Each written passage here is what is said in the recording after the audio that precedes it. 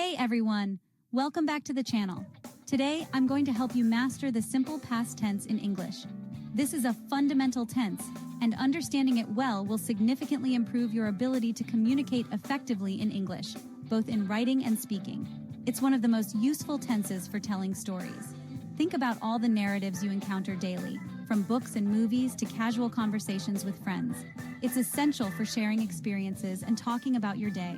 Whether you're recounting a recent trip, describing an event that happened, or simply catching up with someone, the simple past tense is your go-to tool.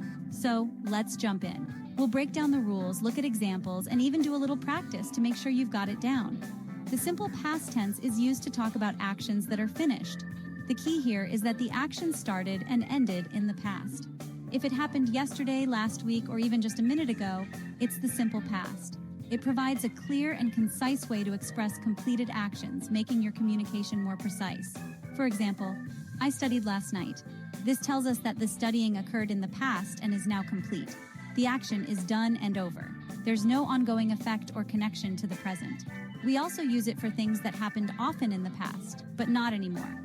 This is important because it distinguishes past habits from present ones.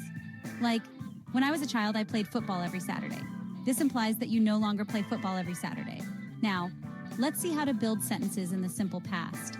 Understanding the structure is crucial for using the tense correctly. First, affirmative sentences. These are your basic positive statements about past actions. For regular verbs, just add ed to the base form. This is the most common and straightforward way to form the simple past. I walked to school. Simple, direct, and clear. You finished your homework. Again, the ed ending clearly indicates a completed action in the past. But English loves exceptions, and these exceptions are what often trip up learners. Some verbs are irregular. This means they don't follow the standard ed rule. They don't follow the ed rule. Instead, they have their own unique past tense forms. For example, go becomes went. This is a completely different word, not just goed, and have becomes had.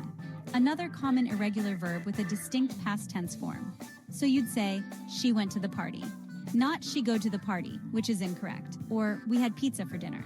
Again, using the correct irregular past tense form. Next, how do I make negative sentences? Easy.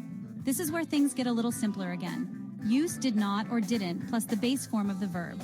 This is a consistent pattern for all verbs in the simple past negative. For example, she didn't go to the party. Notice that go is in its base form, not went. Notice I don't say goed, it's just go. The did already indicates the past tense, so the verb stays in its base form. How about questions? Forming questions in the simple past is also quite straightforward. Start with did, then the subject, then the base form of the verb. Just like with negative sentences, the verb remains in its base form. Like, did you watch the movie yesterday? Again, watch is in its base form. See? It's not so scary. Once you understand the basic rules and patterns, it becomes much easier to use the simple past tense correctly. Let's do a quick review to solidify your understanding. Affirmative. I visited my friend. Regular verb, ed ending. Negative, I didn't visit my friend. Didn't plus base form of the verb. Question, did you visit your friend? Did plus subject plus base form of the verb. Now, regular verbs are easy, just add ed. They follow a predictable pattern. Some common ones are walked, opened, called. These are all straightforward examples of regular verbs in the simple past. Irregular verbs change completely.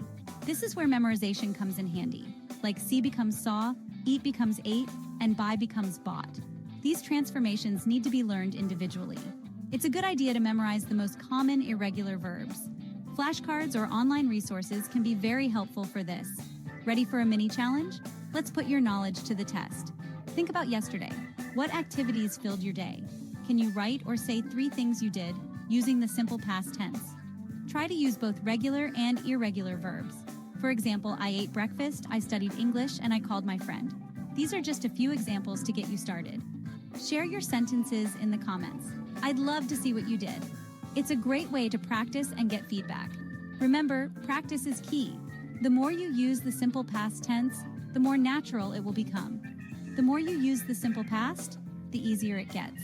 Don't be afraid to make mistakes. That's how we learn. Thanks for watching, and don't forget to subscribe and practice your sentences below. Your support helps us create more helpful content. See you next time. Keep practicing and happy learning.